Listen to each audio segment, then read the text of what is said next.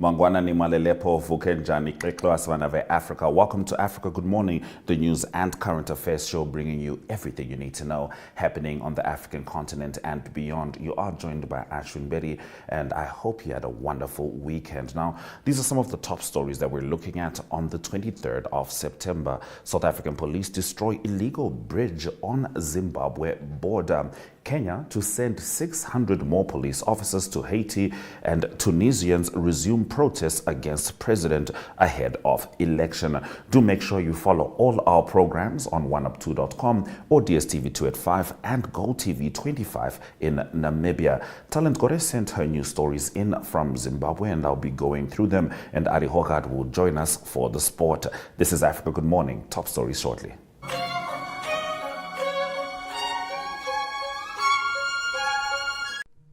Entries are now open for the second round of Republicane's Bridal Couple of the Year competition.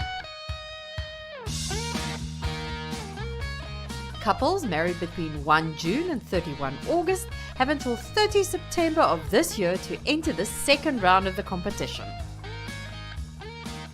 Another one of the top 10 couples will be chosen from this pool to participate in the final, taking place in May 2025. To better your chance of reaching the final, enter now.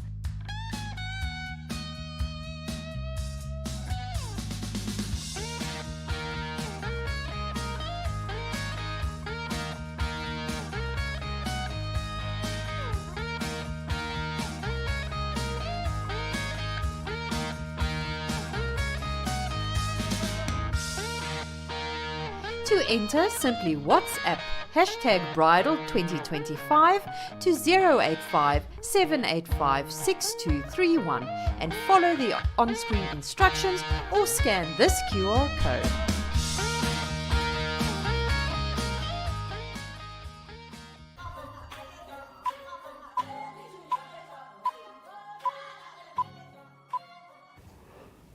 All right, let's get into the top stories. Police have destroyed a bridge near the border between South Africa and Zimbabwe, and it is believed to have been used to smuggle people as well as goods. The illegal bridge over the Limpopo River was less than a kilometer east of the Baitbridge port of entry. Now, police spokesperson Lieutenant Colonel Amanda van Wyk said the man-made bridge was found by border policing members while on patrol this week. Van Wyk said Operation Vala Gore was established in December last year and includes members from the Police, SA National Defence Force, Department of Mineral Resources and Energy, Department of Home Affairs, and other law enforcement agencies. Now, Van Wyk added that these operations are being carried out in the 7 hotspot provinces, namely the Free State, Gauteng, KwaZulu-Natal, Limpopo, Mpumalanga, Northern Cape, and Northwest. Now, Kenya has pledged to send 600 more police officers to Haiti in the coming weeks to help fight gangs controlling much of the capital, Port-au-Prince, and nearby areas. This would bring the Kenyan contingent deployed incrementally since June to help the Caribbean nation's beleaguered police force up to 1,000. During a visit to the country, Kenya's President William Ruto also said he supported turning the current Kenya-led security mission into a full United Nations peacekeeping operation. A handful of other countries have together pledged at least 1,900 more troops.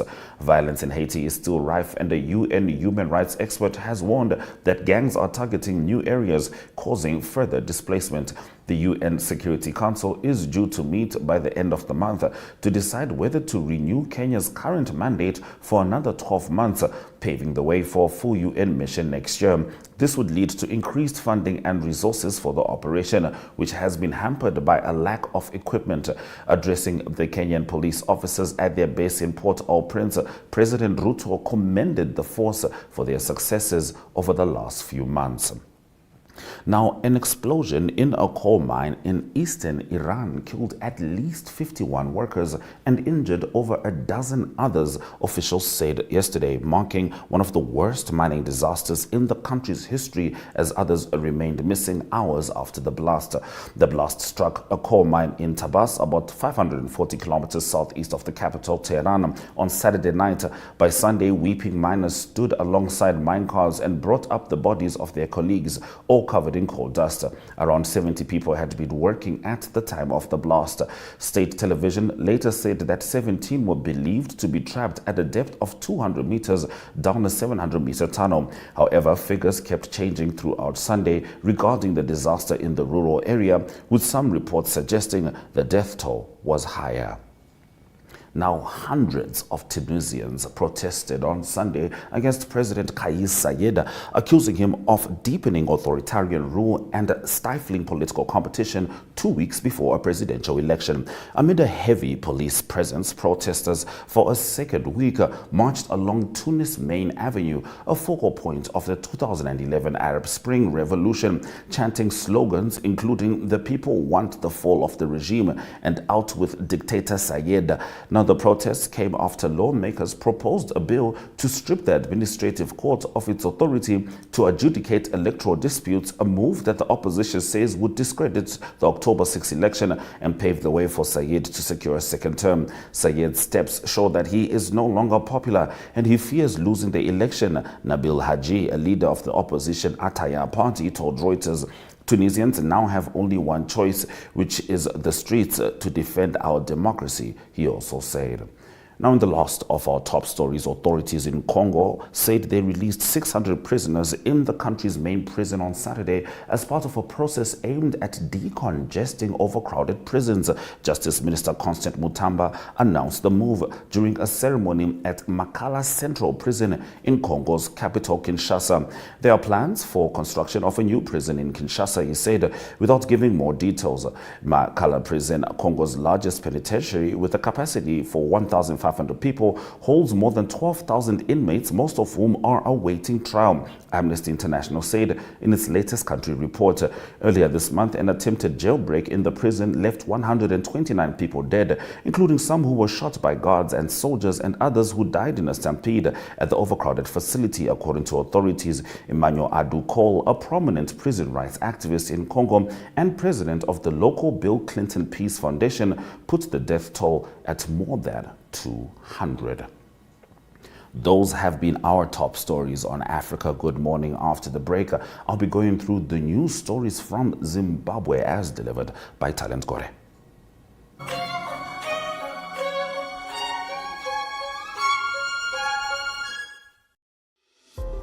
Neo Paints has established a 67-year Namibian legacy, creating personalized paint solutions that blend quality and innovation for the Namibian people.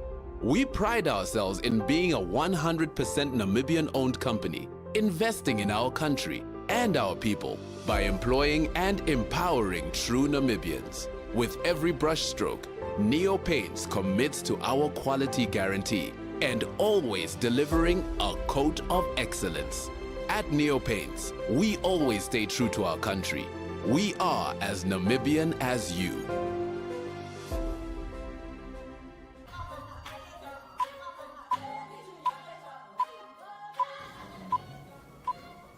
Now, Talent Gore couldn't join us this morning. She's unfortunately unwell, and we do wish her a speedy recovery. However, she has sent through her stories stemming directly from Zimbabwe. Now, looking at the first story, Vice President Constantino Chiwenga has said corruption is now a security threat, undermining the rule of law and eroding public trust in private and public institutions. He said it was imperative for public and private institutions to uphold ethical standards to weed out graft. Corruption is now a security threat, undermining the rule of law, he emphasized. As leaders, our responsibility is to create an environment where adherence to effective corporate governance principles is not just encouraged but expected, Chiwenga said. It is important to recognize that corruption represents a serious threat to our nation's progress, distorting markets, undermining the rule of law, and eroding public function as professionals in key positions across both private and public institutions. The media has been exposing how some people with close ties to ZANU-PF are involved in grand theft, bleeding the country of millions of US dollars through corrupt dealings. Controversial entrepreneur Wikino Chivayo was recently exposed for corruptly hijacking a $14 million US tender to supply election materials to the Zimbabwe Electoral Commission ahead of last year's elections. And of course, not to mention the Gold Mafia documentary, which was released by Al Al Jazeera. Of course, Zimbabweans have some reservations. Constantine Chiwenga was still the general throughout Robert Gabriel Mugabe's tenure, which many would say was marred by corruption, and the incoming regime after Mugabe, which is Mnangagwa and Chiwenga, is also still stifled by the same accusations. So it'll be interesting to see how Zimbabwe overcomes the corruption issue in the country. Moving on to our next story, President Emmerson Mnangagwa cancelled his trip to the United Nations General Assembly. In a statement, presidential spokesperson George Charamba said, in light of a dense program in the last quarter of 2024, His Excellency the President, Dr. Idi Mnangagwa, will not attend this year's United Nations General Assembly in New York, USA.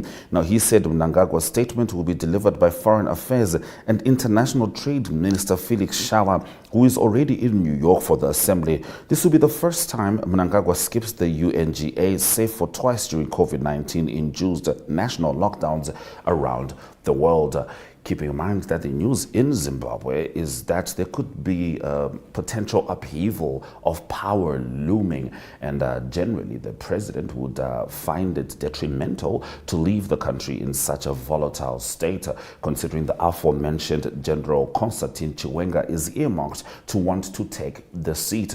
So we'll also see how that uncovers in Zimbabwe. Is he just missing the United Nations because of a full program, even though he has just been named SADC chair, or is there something else brewing under the pot? Talent Gore will bring us that update later. And in the last of our stories, the Republic of Rwanda has donated 1,000 metric tons of maize meal to Zimbabwe, which is currently facing acute hunger owing to an El Nino-induced drought.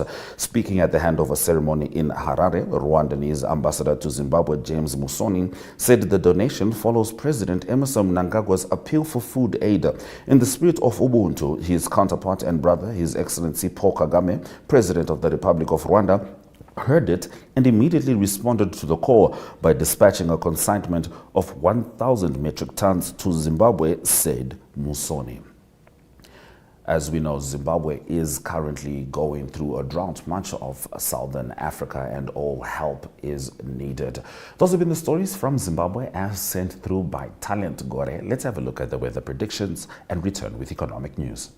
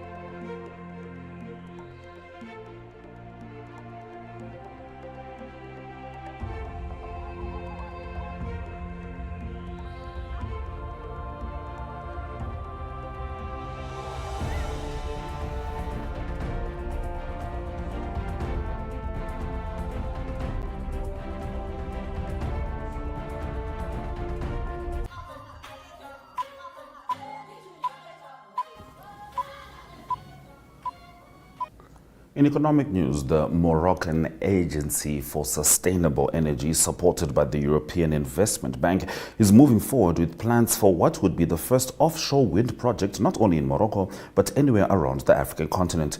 The European Investment Bank has earmarked an initial €2 million to support a pilot offshore wind project with a feasibility study and environmental and social impact assessment. A tender process to find a consultant to produce the studies was cancelled in July. However, an EIB spokesperson confirmed to African Business that it plans to relaunch the tender in October. Consultants are set to start their work on the studies, expected to take 2 months in early 2025. The pilot project is to be sited off the coast of Essaouira and will have a planned initial capacity of 30 to 40 megawatts. It's good to see the wave of clean energy moving across Africa. Now, 5 months after its launch, Zimbabwe's new currency is under pressure as increased grain imports eat away at foreign reserves, putting at risk the government's plan to make it the only currency in the market by 2026.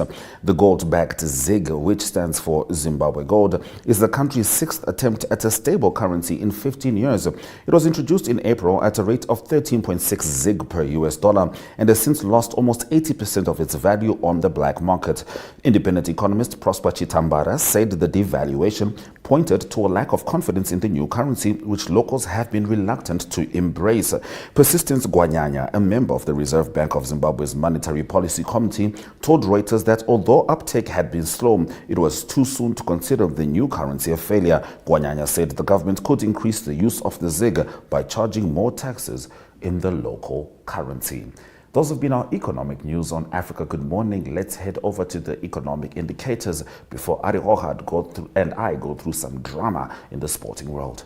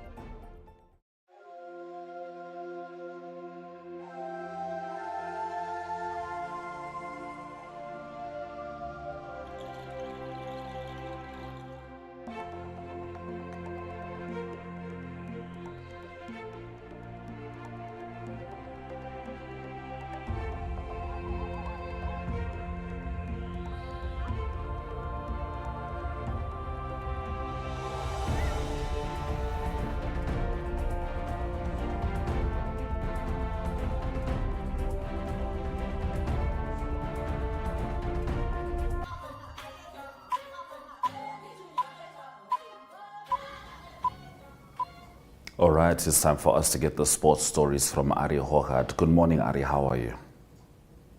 Yes, a very good morning, Ashwin. Yes, it was a busy sport weekend. Lots of emotions. Fortunately, a loss for the Springboks and also exciting football. I mean, exciting is one way to put it. You know, gut-wrenching, soul-sucking is how I would take it with regards particularly to the Arsenal and Manchester City game yesterday. But do take it away. Yes, indeed, Ashwin. It was very competitive, very close. It was at the Etihad Stadium. It was Arsenal playing away from home at the Manchester City, the current champions. And it went to the 98th minute, actually 14 seconds over the allotted time. But it was a late equaliser by John Stones for Manchester City that equaled the game 2-2. Important point there for Manchester City, of course. But it was also a bit unfortunate that Trossard got a red card just on the half time for Arsenal, so it meant that they had to defend for the all of the second half with 10 men. Did brilliantly. I think Arsenal showed that they're big-time contenders for the title this year again, and obviously Manchester City will again be a favourite probably to defend their title, but it's all to play for. Early in the stage, 5 games played.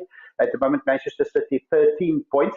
Then just behind them, Liverpool, they've got 12 points after beating Bournemouth by 3-0. And then just 2 back from the leaders on 11, it is both Aston Villa and Arsenal. Aston Villa also beating Wolverhampton 3-1.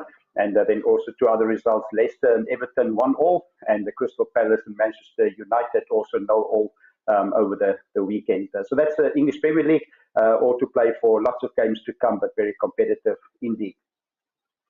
On to the rugby, I just mentioned it was a 1-point loss for the Springboks. Now they know what it feels like to lose by 1 point. They've won most of their games, or all 3 of the last games at the World Cup in France, winning the title by 1 point. They lost to 29-28. That was to Argentina, and that's also the All Blacks in action there against Australia.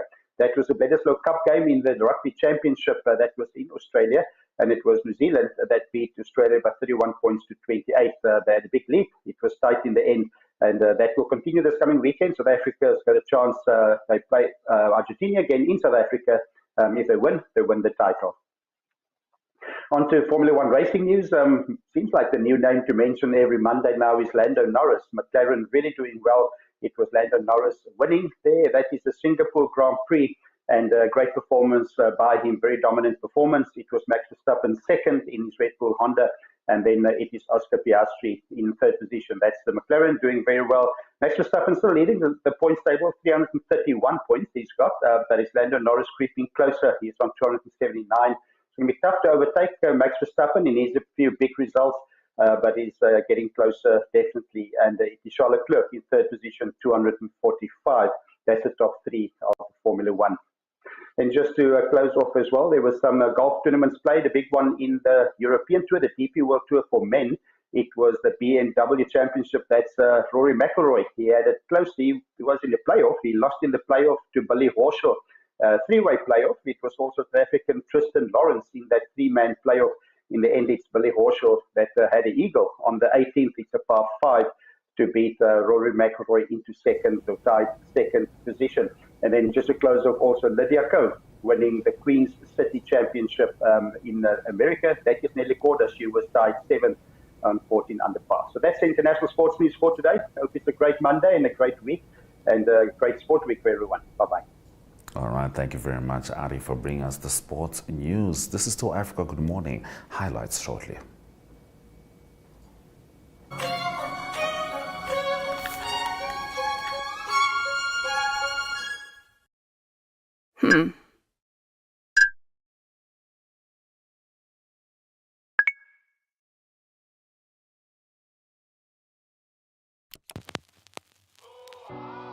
E-Ticket, your online ticket solution for events and event marketing, bringing you ease of mind and making sure that your event gets out there.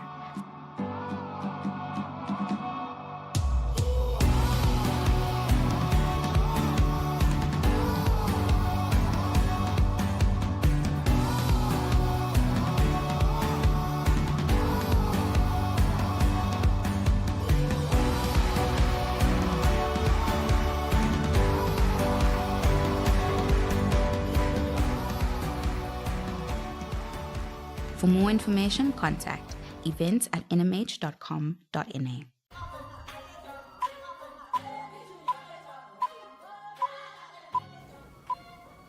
Thank you for staying with Africa Good Morning on Monday, the 23rd of September. These are some of the top stories we looked at.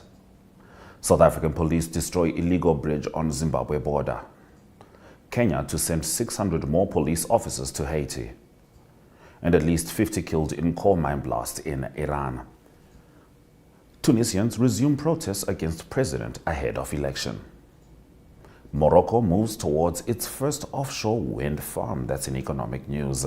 Africa Good Morning, DSTV 285, GoTV 25, OneUp2.com, and Network Media Hub on YouTube. From me, Ashwin Berry, and the Africa Good Morning team, Suraj Kanaka.